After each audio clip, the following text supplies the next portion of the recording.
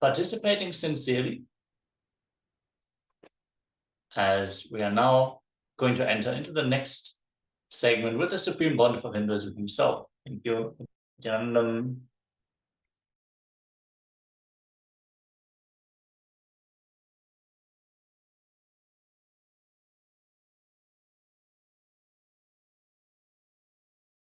Husband sent a text to his wife at night.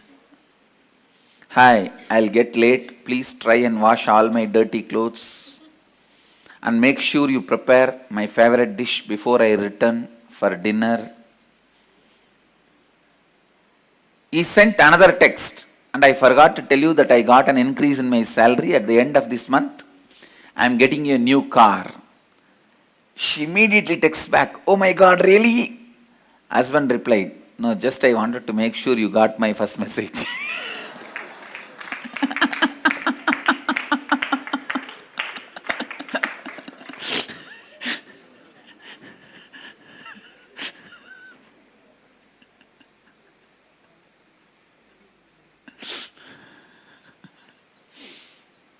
Husband texts to wife on cell. Hi, what are you doing, darling? Wife, I am dying. Husband jumps with joy, but types, sweetheart, how can I live without you? Wife texts back, you idiot, I am dyeing my hair. Husband, bloody English language.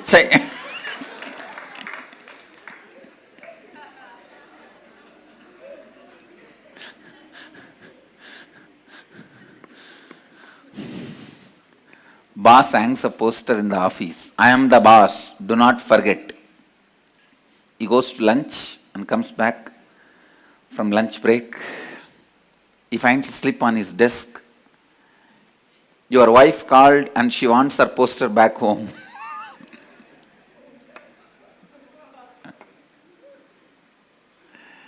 Understand, relationships can either lead to more and more imprisonment in your patterns or liberation. Pattern or possibility, it can lead you to more and more space of possibility.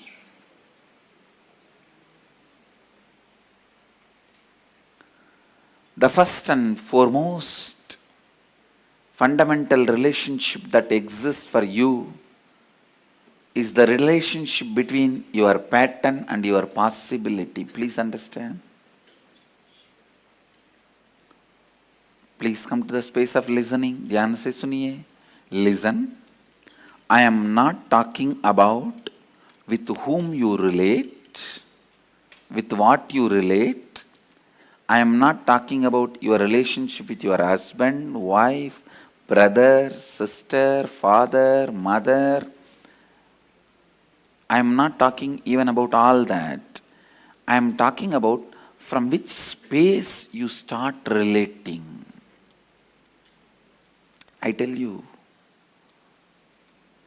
if you relate from the space of possibility, even if you live with a large family, you are a great sannyasi, enlightened being. If you relate based on the patterns, even if you are living alone, you are bound, patta, fallen, grihastha. Understand?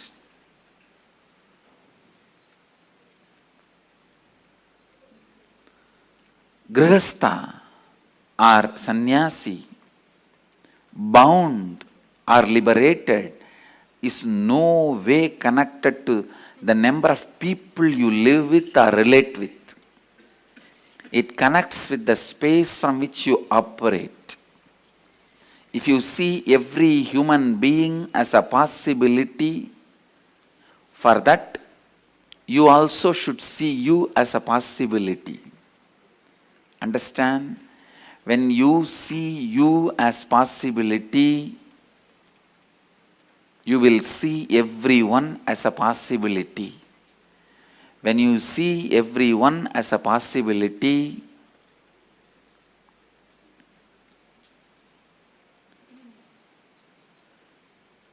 life, wherever you may be living, whatever you may be doing, you will be living with Vijaya Lakshmi. Means the Lakshmi of victory. Don't say my neighbor house is Vijay Lakshmi. My neighbor name is Vijay Lakshmi.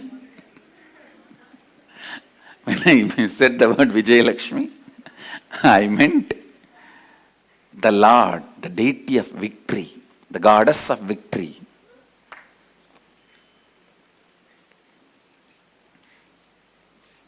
Please understand.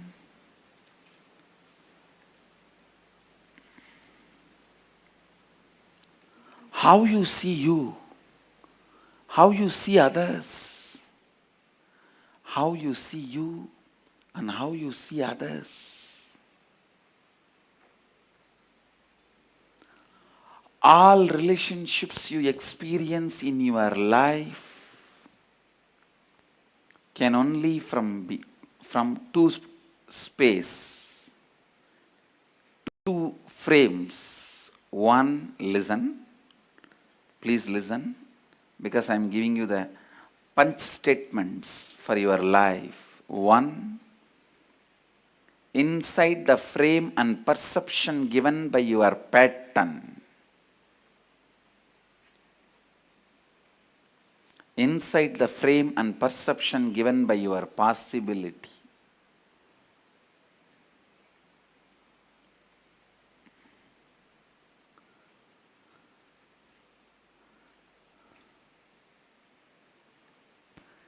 When you are able to see people as possibility, you will have tremendous patience. All ashramites will understand this statement. You will have tremendous patience. You will wait, and go on reminding. I am nothing but a reminder.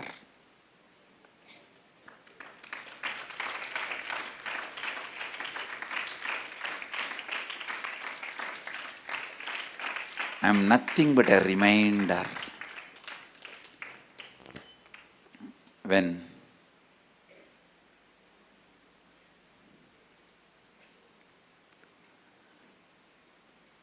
you see the possibilities, I can say in a way, eternal reminder. When I see the possibilities,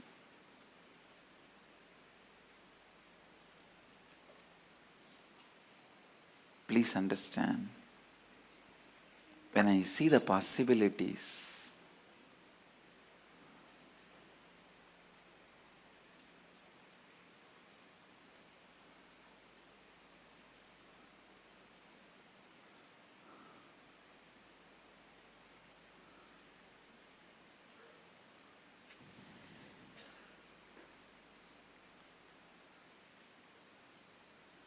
your cognition starts functioning based on compassion. I tell you, please understand, even if you feel suffocating, imprisoned, live with a person who sees your possibility. Even if you feel free, liberated, don't live with people who see you only from pattern. I am defining real freedom and real bondage.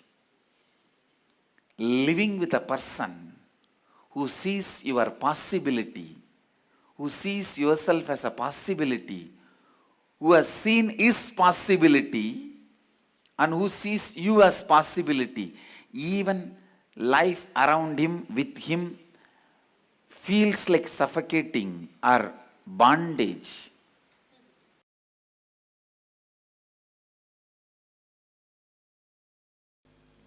I'll expand on how the integrity and authenticity expands your relationships and enriches you to have the fulfillment. First, I wanted to make these three statements. One, relationship does not mean only the few human beings who live around you. When I use the word relationship, I mean your relationship with your health, with your money, with your life, with your success, with the nature, everything. Second, you also have a very inauthentic way of dreaming about your life, just to have few cozy relationships around you, and that is enough. You are complete with your relationships and relationship dimension, which is completely wrong and inauthentic. Third, please listen. Third, only when you expand you to the level with integrity and authenticity, anything, anybody comes in your breathing space, there is a conflict-free, complete relationship. You are going to experience fulfillment and success. Relationship is not related to the quantity, it is related to quality. Please listen. The third statement takes the concept of relationship completely to the different level altogether.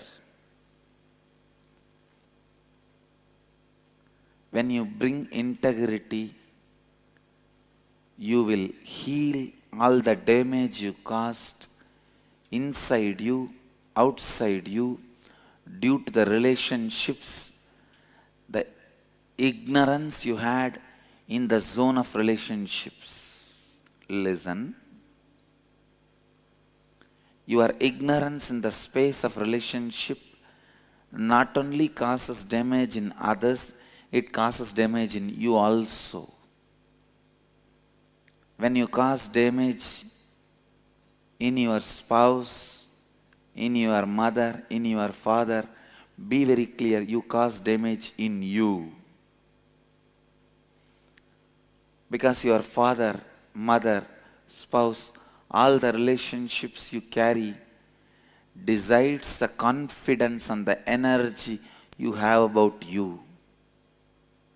When you bring the integrity as a space inside you, the space you perceive, you experience, you operate, suddenly so much of healing happens to you and to others who are living around you, who are relating with you, fortunately or unfortunately.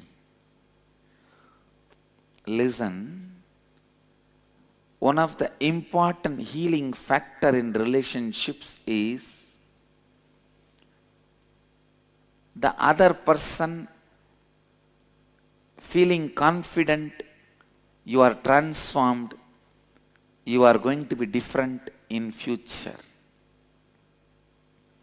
To tell you honestly, nobody is too serious about the past hurt. Everybody is expecting about what is going to be the future. If you give them the confidence, assurance, the future is going to be really transformed, authentic and responsible. There is nobody who is not ready to heal their past or drop their past. Everyone is waiting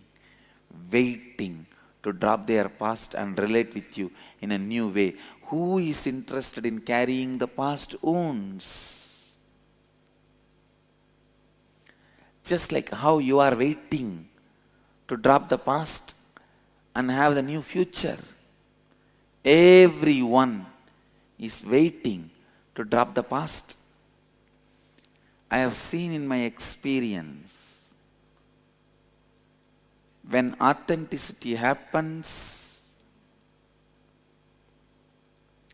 you are ready to spontaneously relate with every new being who is coming in your presence.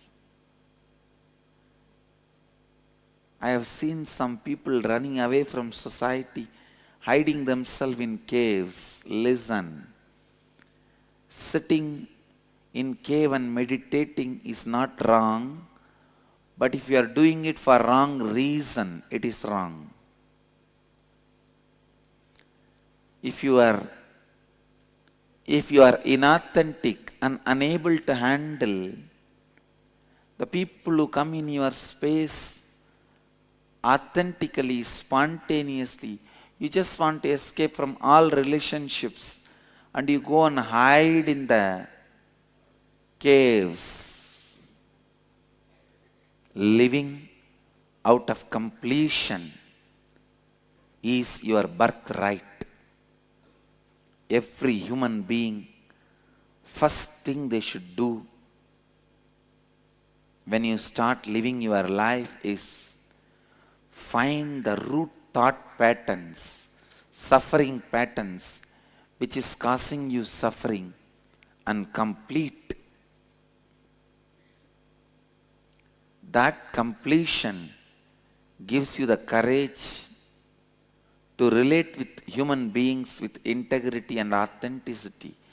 People are afraid to relate with other human beings. Even when you go to meet your friends, you prepare all the statements you have to tell him. Why can't you be spontaneous? Even to meet with your friend, why do you need so much of preparation? Why do you need so much of inauthentic strategy planning? Why do you need so much of lack of integrity verbal preparation? It is so unfortunate. The trust level between the friends is dropped because the trust between you and you is stopped. You are afraid. Even with you, you don't sit spontaneously. Even with you, you rehearse and talk. That is why you can't talk spontaneously with others. Take the responsibility for love. That is where relationship starts. Do not say to anybody, I love you, unless you are ready to take the responsibility to fulfill their expectations about you without bothering whether they are ready to fulfill your expectations or not. When they are also fulfilling your expectation, you are also fulfilling their expectation. It is called business partnership. It is partnership in the business called life. Don't call it as love. Sometimes, not only you have partners in the business, even in the life you have partners.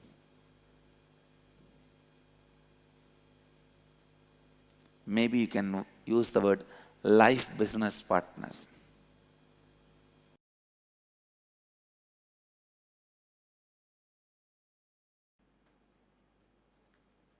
You have only two possibilities. First, heal, enrich your relationship with you. Do swapurnatva, self-completion, by bringing integrity with you, authenticity with you, responsibility about you, enriching yourself. Listen, I ask you to bring these three qualities in you as a first priority. That does not mean I am asking you to do only this. You have to be doing it simultaneously with you and others also. Only then it happens in you. पहले आप स्वयं को लाभान्वित कीजिए, अपने आप को पूर्णत्व स्थिति में लाइए. पहले आप स्वयं को लाभान्वित कीजिए, अपने आप को पूर्णत्व स्थिति में लाइए. When you bring completion to you, relationship with you starts. Enriching yourself starts. If you don't have confidence, you can look at you, you can be with you, you are comfortable with you, you can raise yourself by yourself. Who can be with you? Who else can look at you? Who else will be comfortable with you? I tell you, in the cosmic constitution, the first amendment is you should be taught to be comfortable with you. That is your first amendment right. Man should be comfortable with himself. You should be able to be comfortable with you. That is the first amendment in cosmic constitution. Freedom of speech comes second. You have freedom to speak with others only if you have freedom to speak with you.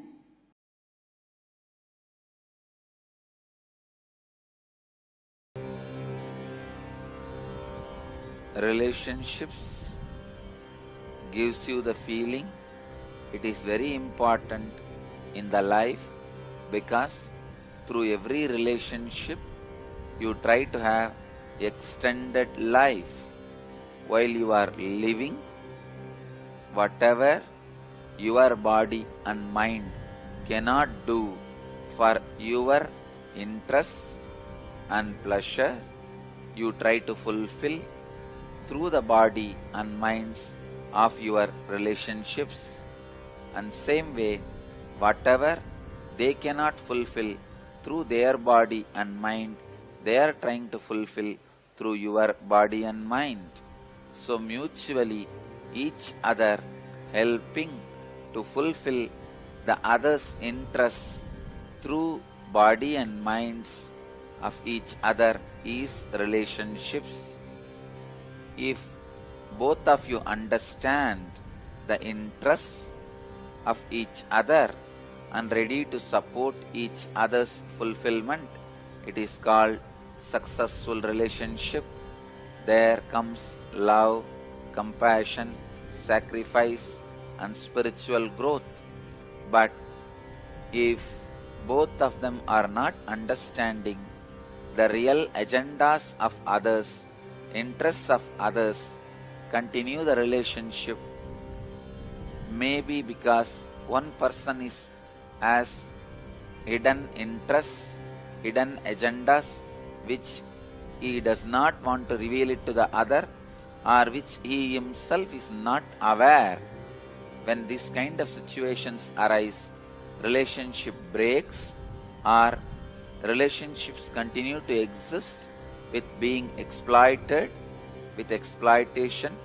These kind of relationships lead to the most grave sin of keeping the other person as slave. Whenever the slavery happens, cosmos strongly condemns it. So no slavery is allowed in the cosmos.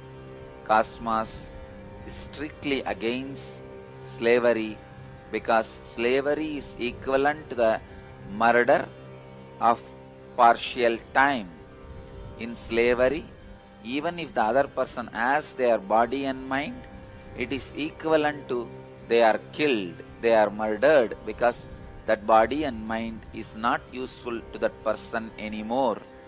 So, relationship with an open, mutual interest should be encouraged, and it supports both the beings to evolve towards the fulfillment and finally the understanding how many bodies and minds you may use to fulfill your interests, that your interests are not going to lead you to your restful awareness. So that understanding may help you to renounce all the interests and even your own body and mind and settle down in restful awareness. So this understanding will naturally be leading you towards enlightenment. Going smoothly towards that understanding will be happening through the right understanding relationships. The relationships with the mood of exploiting other person with a hidden agenda without you revealing it to the other person about your interests, or you yourself may not knowing it by yourself, will lead to more and more destruction, depression. If the relationships continues, it will be the sin of slavery. If it breaks, it will be giving you a great divide, depression, feeling of emptiness. So the science of relationship is trying to have more body and minds to fulfill your interests, and trying to give the other person also your body and mind to fulfill his interests. As long as it is mutual, it is with a deep understanding, it should be encouraged, supported and blessed.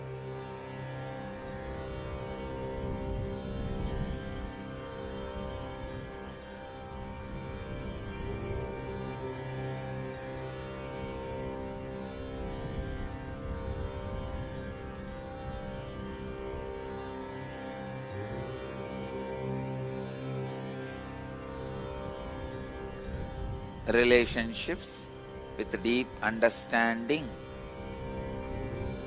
with each other is equivalent to the conscious birth.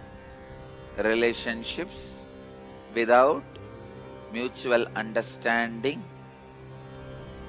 but still not broken is equivalent to unconscious life. Relationships without mutual understanding broken is equivalent to death. All unconscious life will be afraid of death and end in death. Same way, all relationships which does not have mutual understanding will constantly have fear of being broken. Finally, it will break and bring tremendous suffering to both the persons who are involved in it.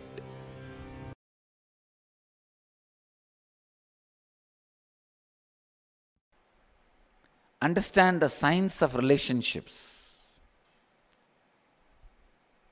It is not just the phenomena of the mind, it's a phenomena of the body.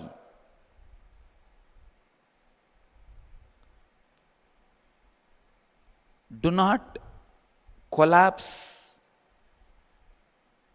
relationships. Please understand. Do not illogically collapse relationships. It will directly affect some part of your body.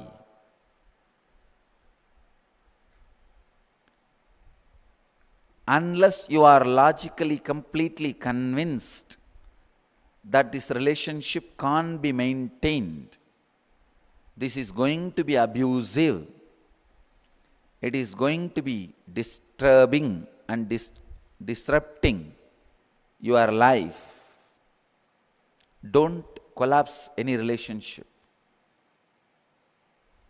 That is why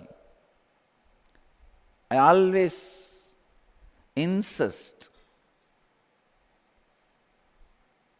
when people come to me asking they want to break their family, they want to go for divorce, I tell them wait for some more time. They say, no, no, Swamiji, anyhow I have decided, I can't live with her, I can't live with him, better let me break now. Why torture? I tell them, no. If you are tortured, your muscle memory and biomemory will strongly start believing this is more disruptive, this is not the way you want to live. Then if you break, you will not have any physical diseases. But before your biomemory or muscle memory is convinced, only when your head, the mind is convinced, if you break, the collapsing will simply turn into a disease inside you. That is why I insist, wait for some more time. Whether your muscle memory or biomemory changes your decision or it is going to support your decision. Let's see. Let us see how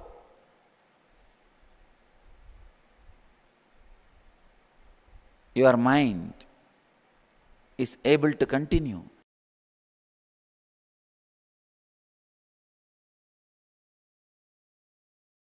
When a man feels insecure, his first reaction is sexual activity. When a woman feels insecure, the first reaction is frightening, terrifying, fear, and destroying everything, doubting everything around her due to that fear. Understand? In both situations, you just need little bit of unclutching and relaxing into the truth you are cosmos. Develop this one phase in you, you are cosmos.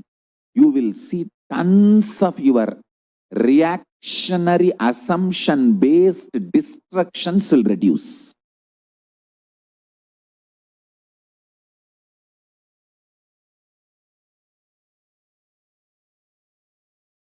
All women, if you teach your man, he is cosmos, and help him to unclutch, you will not be harassed, demanded, you won't feel exploited, you won't feel used. He will be such beautiful part of your existence. All men, listen, if you teach your women, they are cosmos and little unclutching.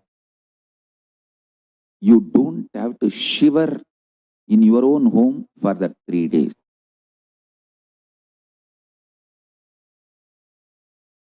You don't have to be shivering, terrorized, terrified. You can be relaxed. Realize this one truth.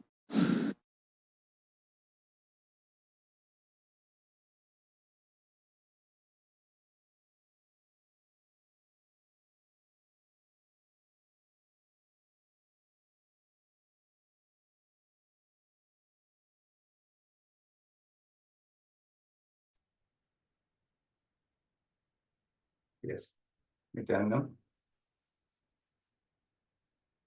So after this powerful revelation by Swamiji on relationships, patterns versus possibilities, let us now enter into a internalization exercise where we will be delving more into this powerful cognitions and also going through the process which will help us and guide us to manage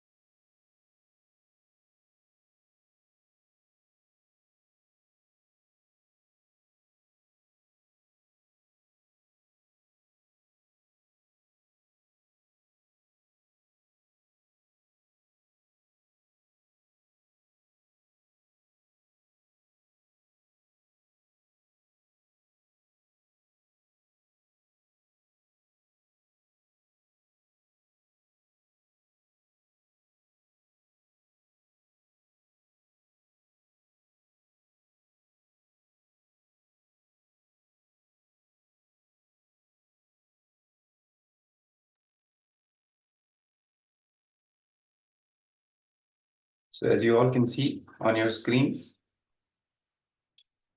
are the powerful cognitions from the session on relationships and patterns or possibility. Relationships can either lead to more and more imprisonment of you in your patterns or liberation,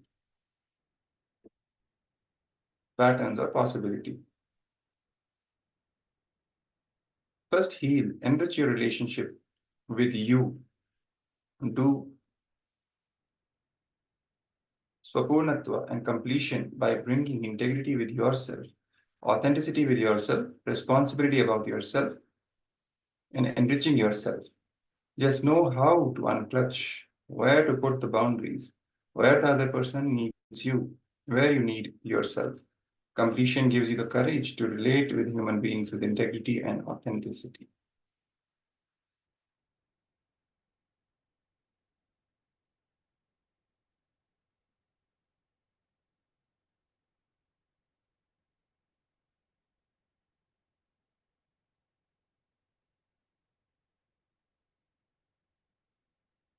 When you bring integrity, you will heal all the damage you caused inside you, outside you, due to relationships.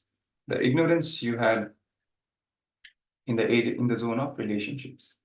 When authenticity happens, you are ready to spontaneously relate with every new being who is coming in your presence.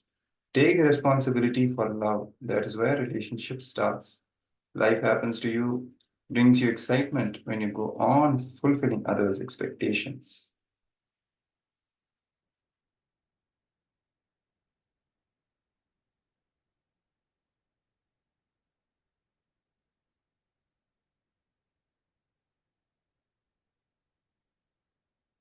So let's now enter into this small exercise.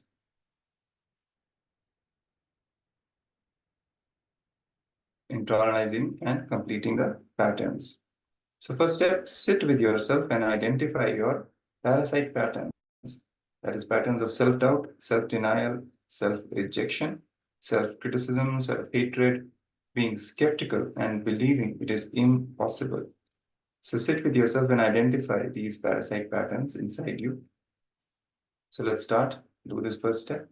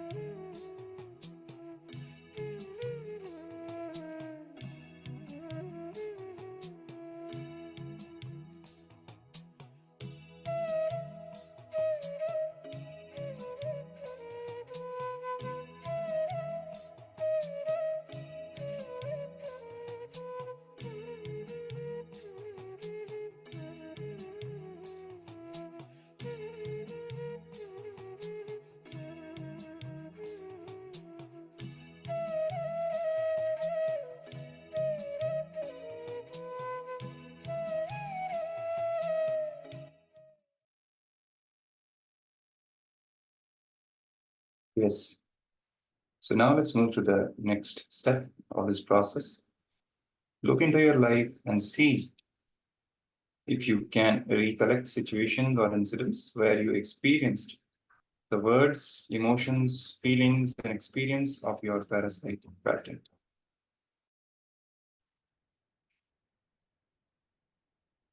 So look back into your life and see if you can recollect any situations or incidents where you experience the words, emotions, feelings, and experience of your parasite patterns, the parasite patterns which you identified in the first step.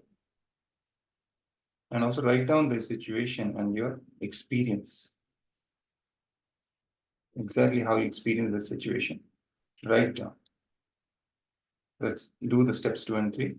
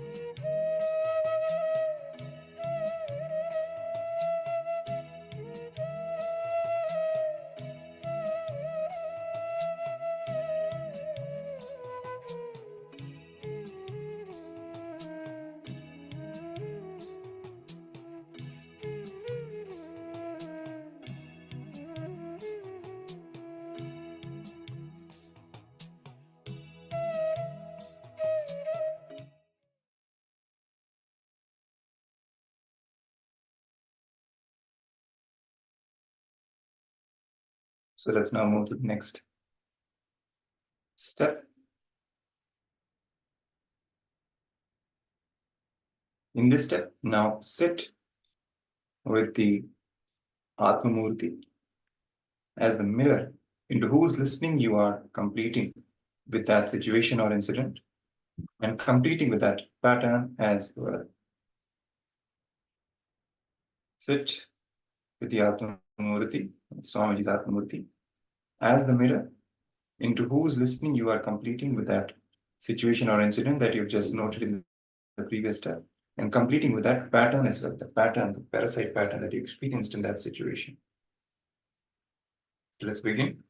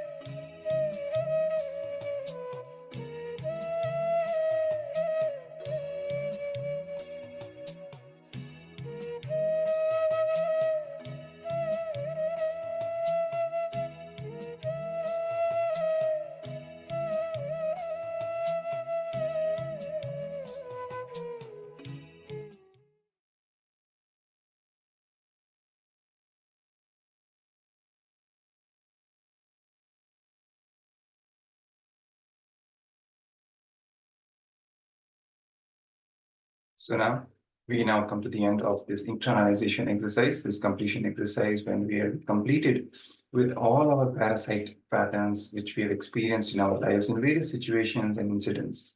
If you have not completed this exercise, you can very well, after today's sessions, you can go back and revisit this exercise and continue with this process until you are fully completed. You've completed with all these patterns, all these incidents you noted down. And if you come across any other more incidents while going through this process, you can very well complete with them also. More and more you practice completion, more and more life happens inside us, and we start experiencing that fulfillment, even with not just with ourselves first, definitely, and then from there it expands into others as well.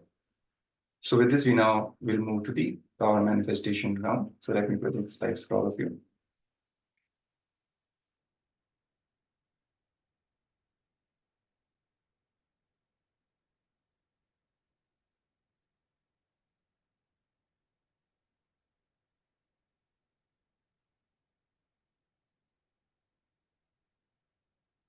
Yes. So in this segment of power manifestation, we are doing the fifth round, where we're going to scan your vak and describe all the harsh words given to yourself, words of anger and painful words, and complete with all those words. We are going to do another round of completion with our vak. And in this round, we're going to touch upon the aspect of harsh words which we gave to ourselves. Words that came out of anger and pain, all those harsh words which we gave to ourselves. We are going to complete with all of that.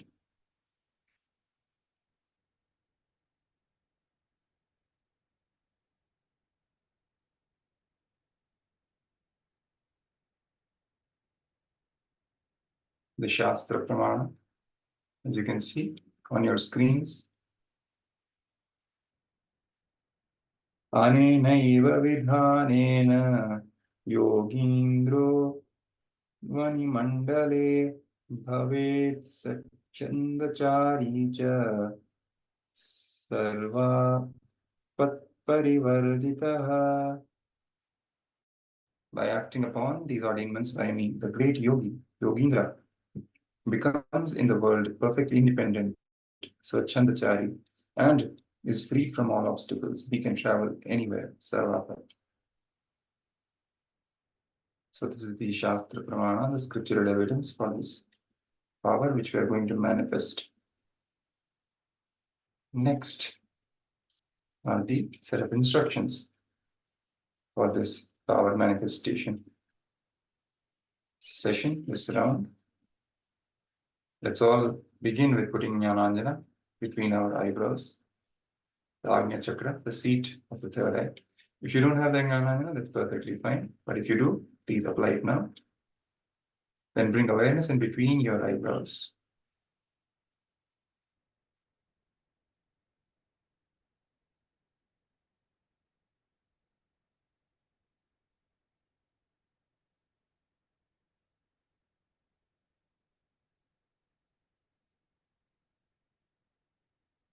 Then connect with Swamiji and start chanting Mahavakya.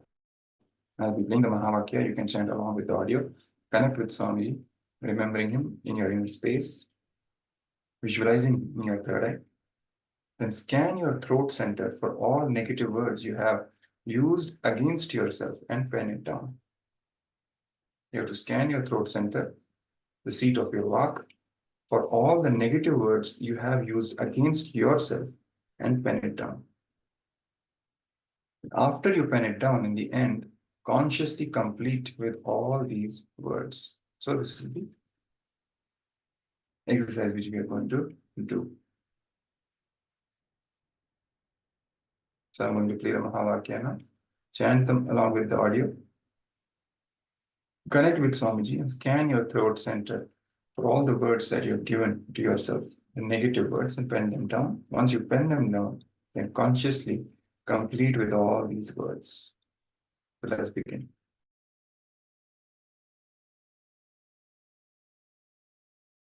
Ananda Paramashivoham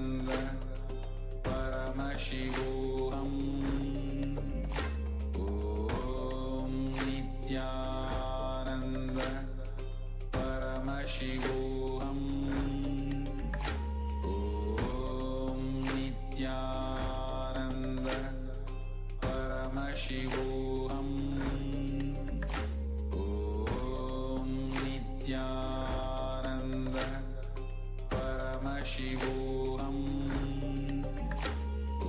Om Nithyananda. Paramashivoham. Om Nithyananda. Paramashivoham. Om Nithyananda. Paramashivoham. Om Nithyananda. Paramashivoham. Om Nithyananda. Paramashivoham. Om Nithyananda. Paramashivoham. Om Nithyananda. Paramashivoham. Om Nithyananda. Paramashivoham. Om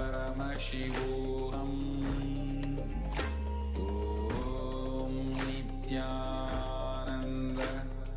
Paramashivoham. Om Nithyananda. Paramashivoham. Om Nithyananda. Paramashivoham. Om Nithyananda. Paramashivoham. Om Nithyananda. Paramashivoham. Om Nithyananda. Paramashivoham. Om Nithyananda.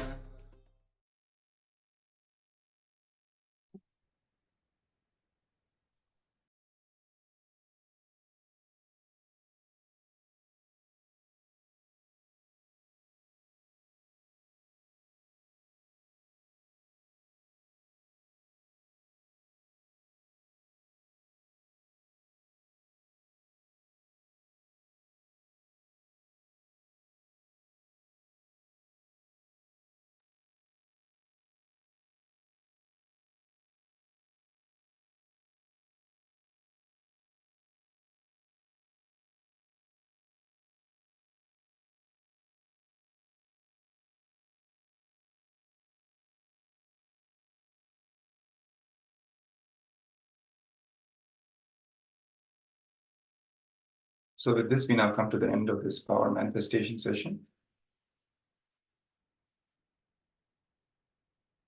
It's time for all of us to head to the social media platforms and inspire others to join Paramashivoham. Share your experience of completion, of power manifestation, and all the clicks and powerful cognitions that you had during these sessions in this segment. Share it with other people, enrich them, and also inspire them so that they can also experience wonderful happening that is Paramashivoham in the upcoming season. They can register for it and taste this gift which Swamiji has brought for the entire humanity, a gift of superconscious breakthrough.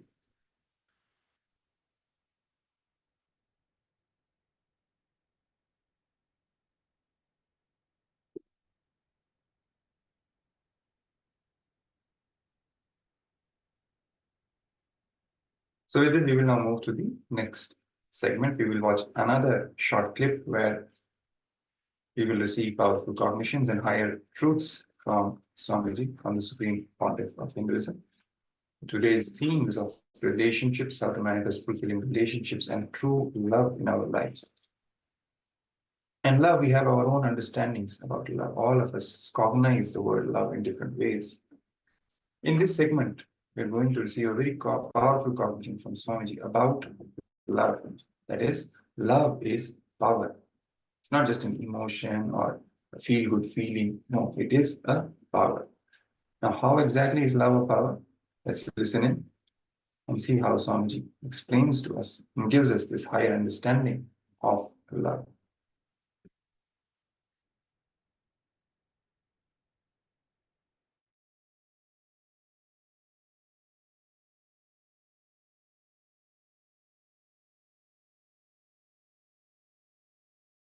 You always show the soft things as the symbol of love because you know only pseudo love. Understand? We always show only the bird feeding the baby bird as the symbol of love, action of love. A rose flower we show as symbol of love.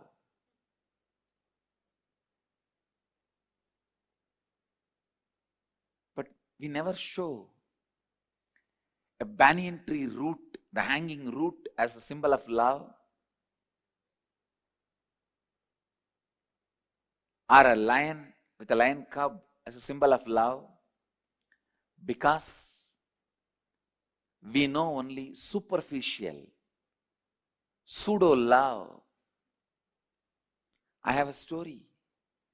A guy walks into a post office one day to see a middle-aged, bald man standing at the counter, methodically placing love stamps on bright pink envelopes with hearts all over them. Then he takes out a perfume bottle and starts spraying scent all over them. This man was really curious. What is this? During Valentine's Day, you will send a card for one person.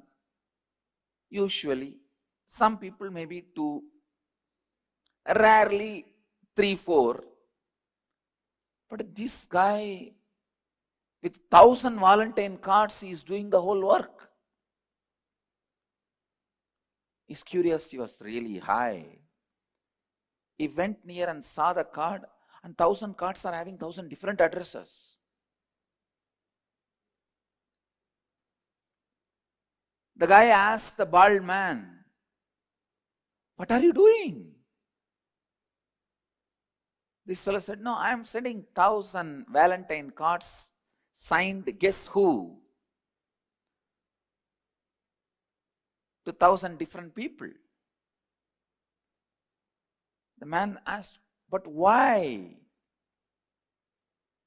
This man says, "I am a divorce lawyer."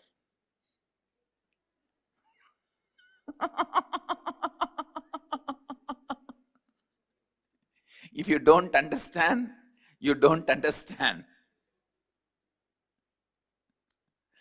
Understand? No, we know only this much love.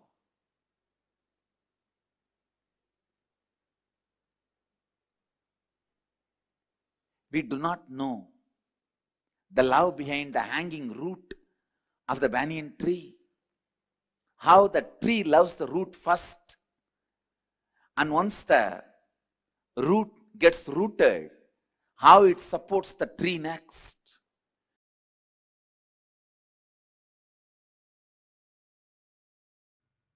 Please listen.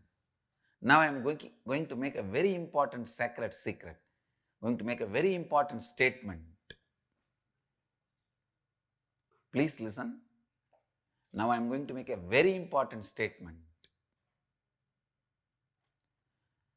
Love of the master enters into you, completes you, fulfills you, and turns back as love for the master and enlightens you.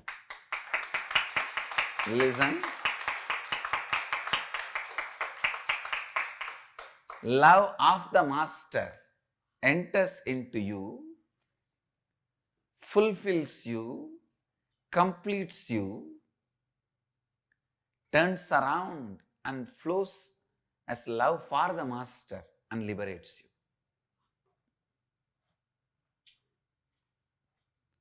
Blessed are those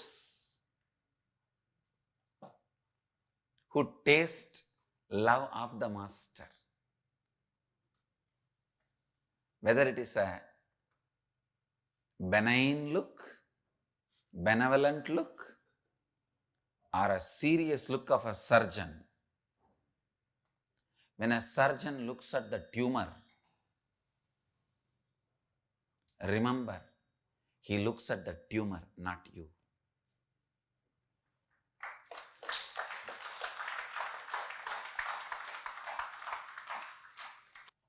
Unfortunately, when I look at the tumor, to terrorize the tumor, you mistake I am looking at you. Understand, decide clearly to hate what master hates, to love what master loves. In every one of you, there is a part master loves. Love that part, cherish that part, nourish that part, entertain that part, enrich that part, that will enlighten you. In every one of you, there's one part master hates. Hate that, destroy it, complete it, drop it. That will be a great liberation for you. Listen. It is love of the master enters into you. It can be as simple as Nayana Diksha, his eyes falling on you. I have created a new Diksha, new initiation, with which successfully I have initiated millions. I have to give a new name for it, Smiling Diksha. Just a smile. It goes and does the job and it never comes back empty-handed, brings the person alive.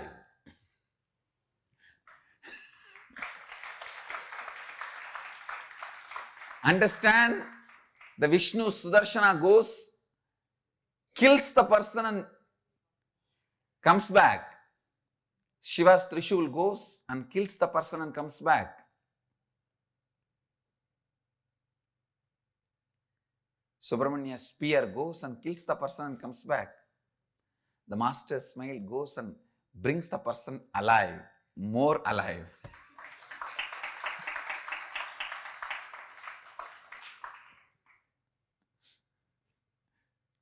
We can come up with a new name. Smile Diksha. It can be as simple as a look, smile, or a blessing. Tatastu. Or as simple as a like in the Facebook.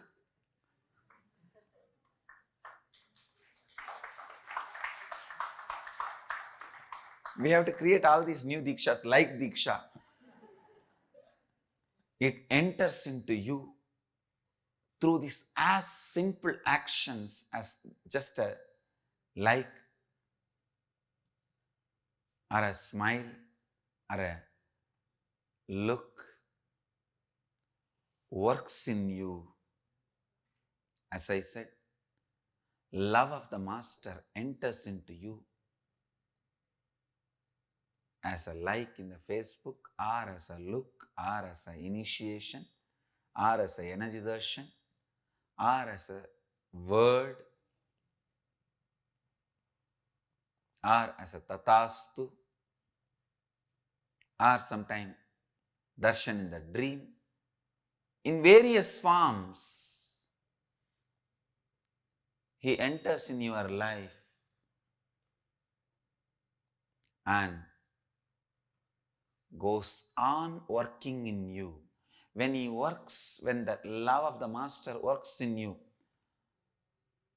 all the tumor automatically starts melting down. Incompletions melt down. Anger melts down.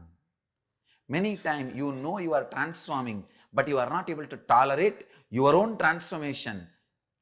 because you had lot of vested interests pay off with your ignorance. Many times, with your ignorance, you are in a known, comfortable, cozy zone. But Master's love melts all that. You know, your transformation, your own transformation is too much for you. And you even try to escape.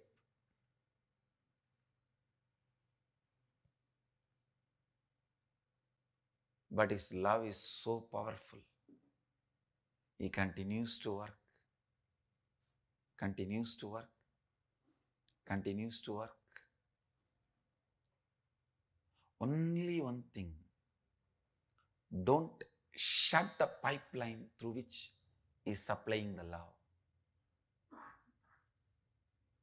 Shutting the pipeline means either escaping, running away, disappearing, or never allowing Him to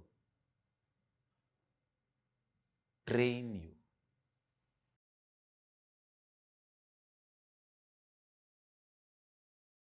Everything is based on the space of Advaita. I tell you, oh my dear ones, with tremendous love I tell you, do not be agitated to practice Advaita.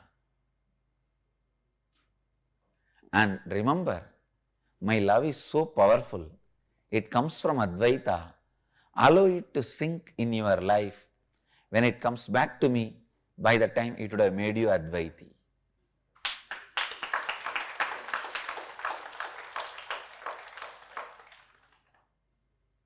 Love of the Master engulfs you, fills you,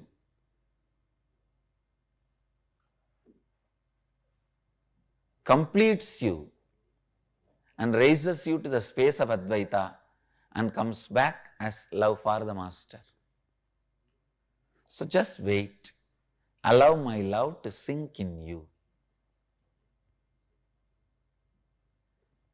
When a Master's love of the Master showered on you, suddenly you feel nothing in the world matters anymore. Matter does not matter anymore. You feel you are on the top of the world. Everything is forgotten. That is what I call Visishtadvaita. Means you feel everything is part of you. You are part of everything. And then, when the love for the Master starts in you, you feel in the world there is nothing else other than you and the Master. Nothing else matters. When the circle is complete, you understand there is no you and the Master, you the Master.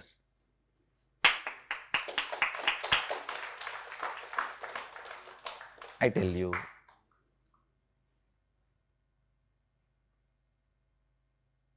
Advaita is the fact. It's a truth. Fighting with Advaita is utter foolishness. Saying, no, that it cannot be practiced is utter ignorance. Today or tomorrow, you have to land up only in that space. Already you postponed enough for janmas. Landing up in the space of Advaita. Now don't postpone anymore. No need to waste the life. All success happens from Advaita. All failures are happening from the fighting with Advaita.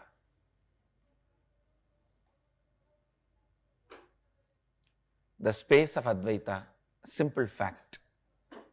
I don't even want to use the word truth because it is loaded with too much of meaning. I just wanted to say it's a simple fact.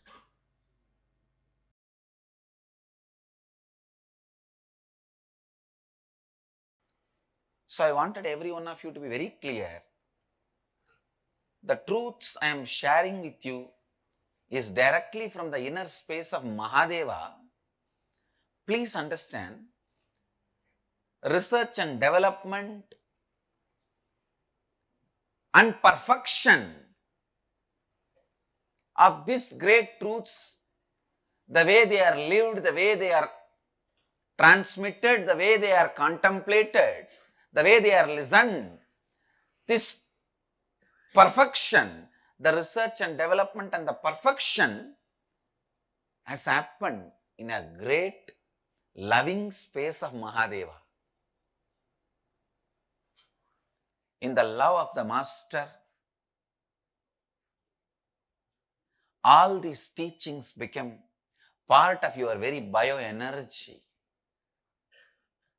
Love of the Master is from the space of bioenergy, pure Kundalini Shakti, unpolluted. So naturally that awakens your Kundalini Shakti, your core opens up. A few days before, I received a message from a devotee in Mumbai. In Facebook she writes, I always had tremendous fear to open up to you. The feeling scared about being open to you because the moment I come to see you or come near you, you are such powerful addictive space. I feel I'll be lost in it. I tell you, you will find you in it. You will never be lost in it. Please understand, when you are afraid of your own core being,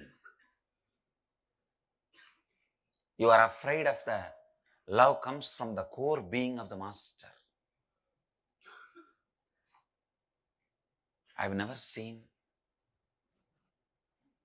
a Master's love making you lose you. I have always seen Master's love making you find you. It is just part of your inner space. The story of Bhatmapada, one of the great disciples of Adi Shankaracharya, proves clearly just by the feeling connection with him, feeling connection to Adi Shankara, he has mastered the nature. He was so powerfully in tune with the nature. He was so beautifully in sync with the nature. You may not know the story. There was a great disciple of Adi Shankara who is not that intellectually capable, but highly devoted, dedicated, integrated to the Master, integrated to his disciplehood. One day he went to wash the clothes of the Master to the other banks of the river. He was washing there. Some of the other disciples of Shankara were discussing and they were making fun of Bhatmapada. What is this? This fellow is all the time washing the clothes and cleaning. Did he come here to become a laundryman? If he is not learning any scriptures and not studying, contemplating, when is he going to get enlightened, master the nature, prakriti, life? Shankara was just laughing. He may be little less capable in intellectual way, but he is an amazing, intelligent being who is doing what needs to be done first, who is putting first things first. Shankara wanted to show this to other disciples. So he just sits up and calls from where he is, Batmapada, please come. Actually, he uses the word first time, Batmapada. Earlier his name was different. He just calls his disciple. The moment master called, the disciple forgot everything. He just starts walking on the river. And the river, God, now I have to protect him. When somebody is in such a deep space of trust with the whole cosmos, master is a representation of the whole cosmos. I cannot allow him to suffer, I cannot let him down. So the river just makes lotus flowers and holds his feet wherever he puts his feet. Please understand, lotus will never happen in the river because river is flowing water. It happens only in ponds, stable water. But here, river produces the lotus and holds his feet when he walks and makes him cross the river. Usually, people will be anxious when they cross the river. Maybe first time, river would have been anxious when a person is crossing the river, that she has to safely reach him the other side. Because every step is held by a lotus. He was called Batmapada. Shankara demonstrates to all his disciples the need for the loving space for the transmission of the Advaitic truth to happen, because your birth itself has happened when you denied the self, Advaita. Something that deep which is able to make you assume a human body and broken mind can't be transcended unless you trust somebody more than your human body and broken mind.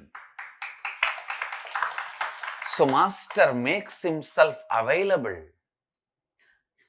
for you to experience the completion of the love circle. He makes it possible for you to experience the completion of love circle.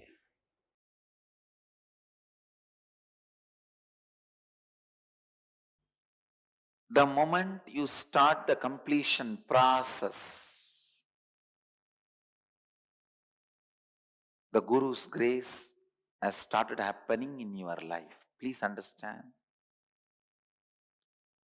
Your self-effort brings Guru's grace.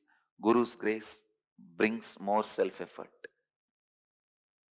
Guru's grace inspires you to start the completion process. Completion makes more Guru's grace flow in your life. It is virtuous circle. You might have heard the word only vicious circle. Now I am introducing a new word, virtuous circle.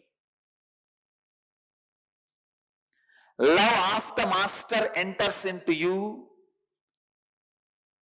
and inspires you to do the completion process. Then it turns as love for the Master. When the Guru's grace enters into you, it starts moving you towards completion process. When you start the completion process, automatically the more Guru's grace enters into you. Please understand, don't ever be afraid. Don't say, oh God, I have so much incompletion. How can I ever think I can complete and rewrite my future? When a fire starts burning the trees, not only the forest reduces, the strength of the fire gets added. So when you start doing completion, you may have 10,000 incompletions in front of you. But when you do even one completion, two completion, all the completed thoughts will become power of you. Not only enemy is reducing, friend is increasing. Opposite army is reducing, your army is increasing. The pattern of completing with incompletion becomes your strength.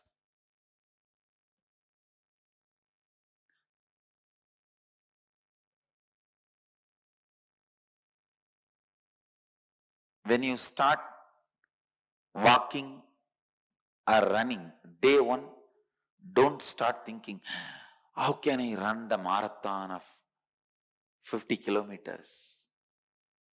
First start running 1 kilometer, 2 kilometer. The stamina your body builds, that will take care that you run 20, 30, 40, 50 kilometers.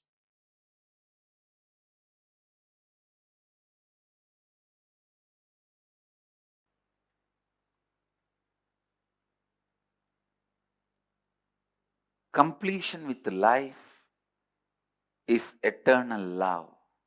Please understand. With anybody you feel complete.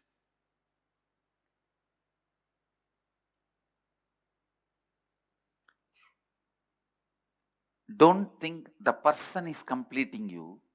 Your completion is making that person beautiful. Please listen.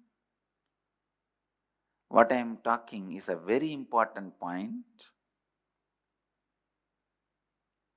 If you see somebody and you are in love and you feel complete, be very clear.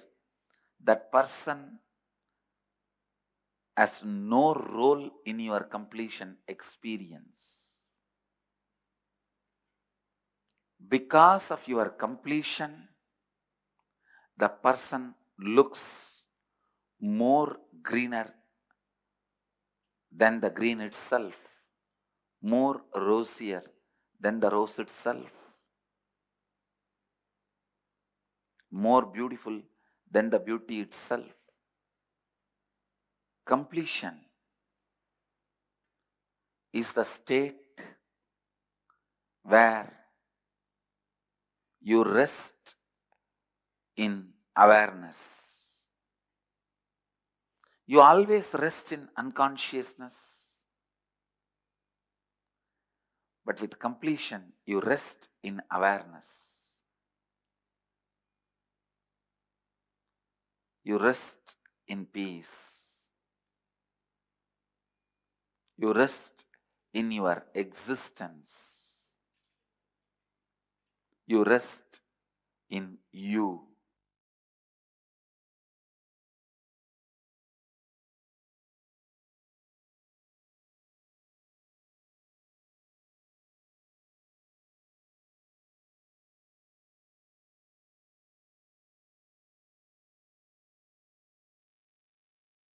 Yes.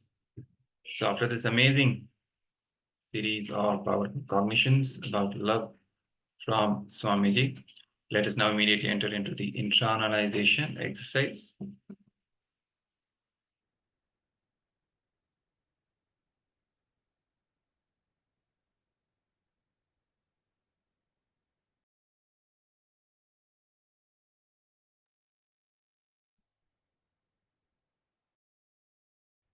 So projected on your screen are the powerful cognitions which were shared by Swamiji in this session on love is power.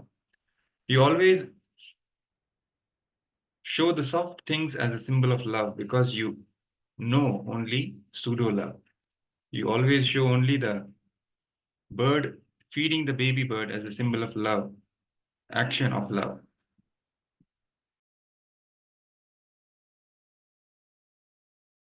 A rose flower we show as a symbol of love, but we never show a banyan tree root, the hanging root, as a symbol of love, or a lion with a lion cub as a symbol of love, because we know only superficial, pseudo love.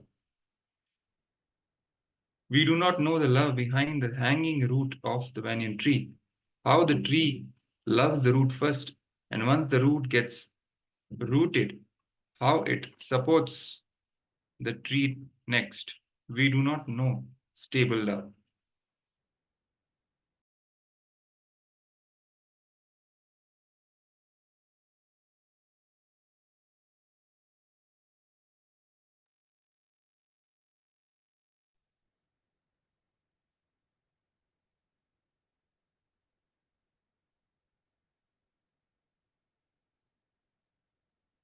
So we will now be entering into the internalization exercise. The first step, look in. Do you have incompletion, fear, insecurity? Or find love as a weakness? For example, whether I will have love from this person or love in my life forever. Will I get exploited in the name of love? Or if I love someone, will I get exploited? So do you have any of these incompletions or fears, insecurities related to love, or find love as a weakness? Please contemplate and identify. Look in. You can even pen down. Please, let's begin.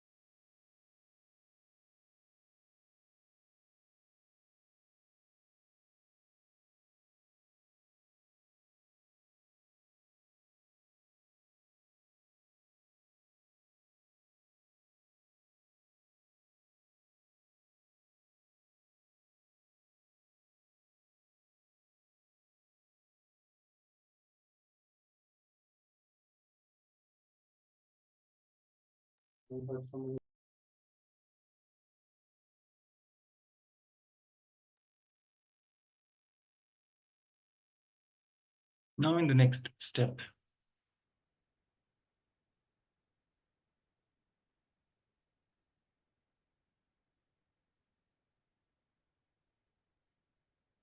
bring completion within. One thing, others can be only maximum cause, but you only create the incompletion. Incompletion cannot be created by others in you. You only create. Others may be only a circumstantial cause. So what all the incompletions that you identify in the previous step, let's now address them one by one and bring completion within us. With all the insecurities, incompletions, fears, and wrong, powerless cognitions about love that we carry inside us. Let's bring completion with all of that. Let's begin.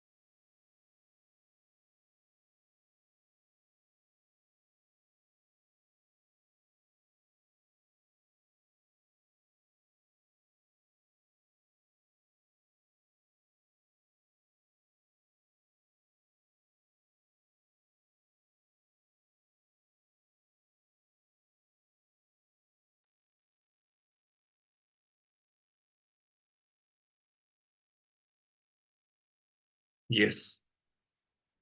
So after this internalization exercise, let us now move to the power manifestation session. Today, as you all know, we are doing the power manifestation rounds centered around cleansing our vak, completing with all the incompletions and blockages that we have created in our vak. Because once we cleanse our vak, that is the intra organ which is associated with the speech, and it is located in the place where the throat center, Vishuddhi chakra, is located. It manifests as the Vak Siddhi, the Vak Shakti, the power of words. So that whatever we utter, it simply the universe makes it into reality. But to manifest that power, it is important for us to do the completion process that is required to cleanse and unblock all the blockages which we have created in our Vak. So let us now move to the next round of this power manifestation session and continue with the process.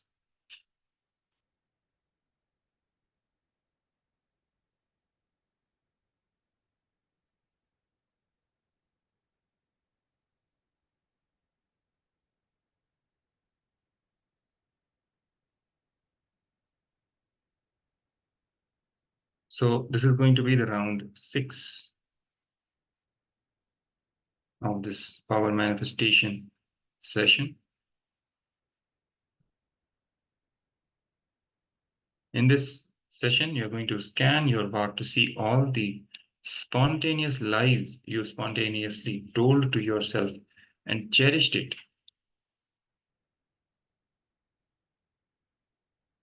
And then complete with it.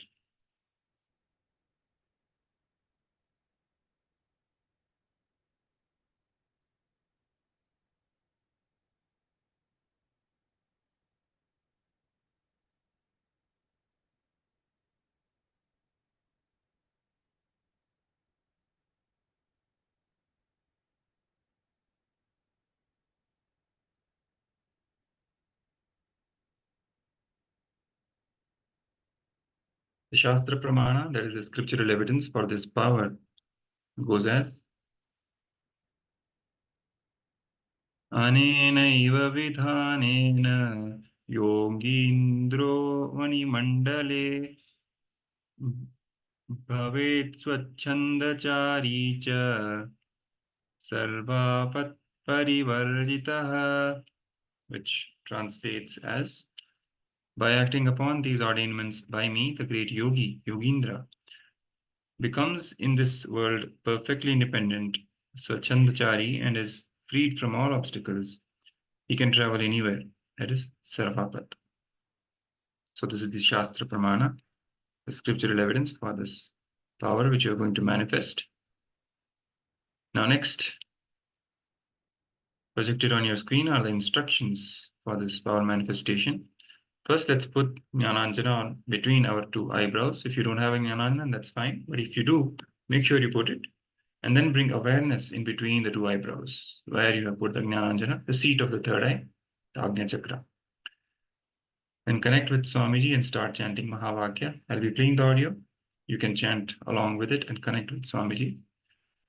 Then scan your throat center for all the spontaneous lies you told to yourself and cherished it. And then pen it down. So pen down all the spontaneous lies you told to yourself and cherished them by scanning the throat center. And once you have penned down these spontaneous lies, consciously complete with all these spontaneous lies. Okay, so I'll be starting with the Mahavakya now. So let's begin this power manifestation round.